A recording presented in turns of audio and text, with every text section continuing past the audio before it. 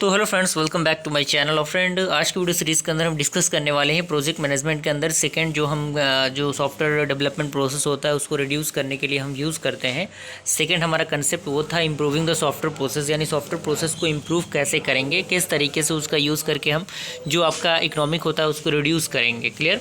तो इसमें पहला पॉइंट कह रहा है कि the process is a big term which represented the various activities in the software development process. यानी जो प्रोसेस है वो काफ़ी बड़ा टर्म है जिसके मदद से हम रिप्रेजेंटेट करते हैं जो भी हमारे डिफरेंट टाइप ऑफ एक्टिविटीज़ होती हैं किसी भी सॉफ्टवेयर डेवलपमेंट प्रोसेस के अंदर। अगला पॉइंट कह रहा है कि ना software oriented orientations there where the several processes and sub processes are shared। यानी जो सॉफ्टवेयर ओरिएंटेड ऑर्गेनाइजेशन होता है उसमें बहुत सारे सेवरल प्रोसेस होते हैं और जो कहीं ना कहीं शेयरिंग में बहुत ही महत्वपूर्ण योगदान देते हैं। And generally the process in the organization are divided into the 3 categories. यानी जो प्रोसेस होता है, जो प्रोसेस का ऑर्गेनाइजेशन होता है, उनको मेनली 3 भागों में हम बांटते हैं। जिसमें सबसे पहले आपका आता है मेटा प्रोसेस, जिसे हम लोग बिजनेस प्रोसेस कहते हैं। तो इसमें पहला पॉइंट कह रहा है कि represented the organization policies procedures and practice for pursuing the software businesses. यानी जो भी हमें ऑर्गेनाइजेशन के पॉलिसीज़ होती हैं, जो भी प्रोसीजर होता है, जो प्रैक्टिसेस होती हैं किसी भी सॉफ्टवेयर बिजनेस को परसुइंग करने में, उस कंडीशन में इसका हम यूज़ करते हैं। And here we focus on the organization economics long term strategy and the software return on investment में। ओके। और अगला पॉइंट कह रहा है कि it is also called as the business process. यानी जो आपका मेटा प्रोसेस है वो बेसिकली बिजनेस प्रोसेस से रिलेटेड है और आपको पता होना चाहिए कि बिजनेस में किस तरीके की एक्टिविटीज़ इन्वॉल्व होती है। क्लियर।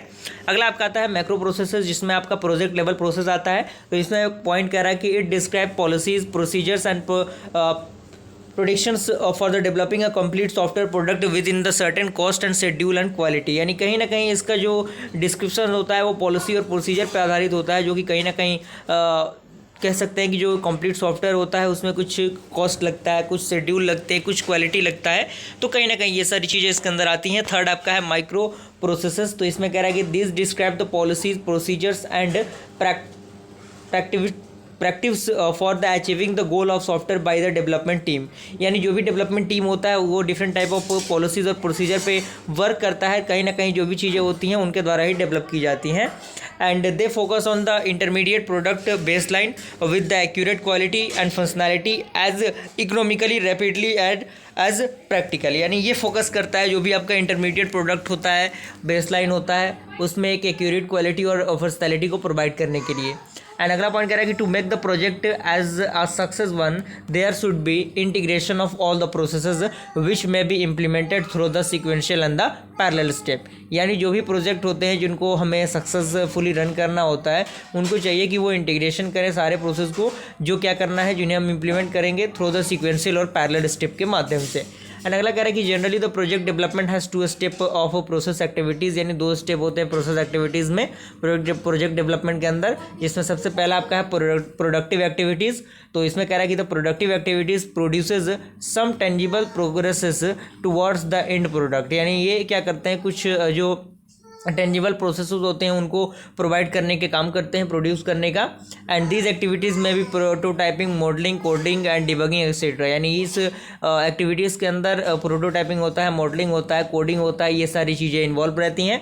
देन सेकेंड आपका आता है ओवरहेड एक्टिविटीज़। तो इसमें कह रहा है कि the overhead activities have an intangible impact on the end product. यानी जो भी एंड प्रोडक्ट होते हैं उसमें ये इसके पास क्या होता है, एक मतलब इंटेंजिबल इम्पैक्ट होता है। एंड कह रहा है कि दीज एक्टिविटीज़ में भी plan preparations, progresses, maintaining and risk assessment, financial assessment, integration and the testing etcetera. यानी इसमें जो भी चीज़ें होती हैं, टेस्टिंग या फिर फाइनेंशियल जो भी चीज़ें होती हैं, जो भी मेंटेनेंस का काम होता है, इस के मदद से किया जाता है। And it have value added effort but in the general loss from the given to it. Okay. और उसके बाद कुछ ऑब्जेक्टिव होते हैं प्रोसेस इंप्रूवमेंट के लिए।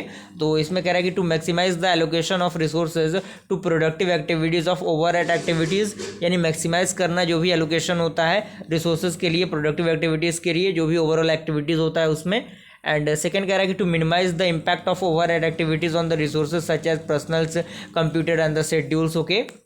And through the processes improvement product quality will be enhanced. Okay. तो यहाँ तक मुझे पूरी उम्मीद है कि सारी चीज़ें समझ में आ गई होंगी। ओके। तो वीडियो पसंद आया लाइक ज़रूर कीजिएगा। जल्दी मिलता है इंटरेस्टिंग वीडियो के साथ, तब तक के लिए थैंक यू।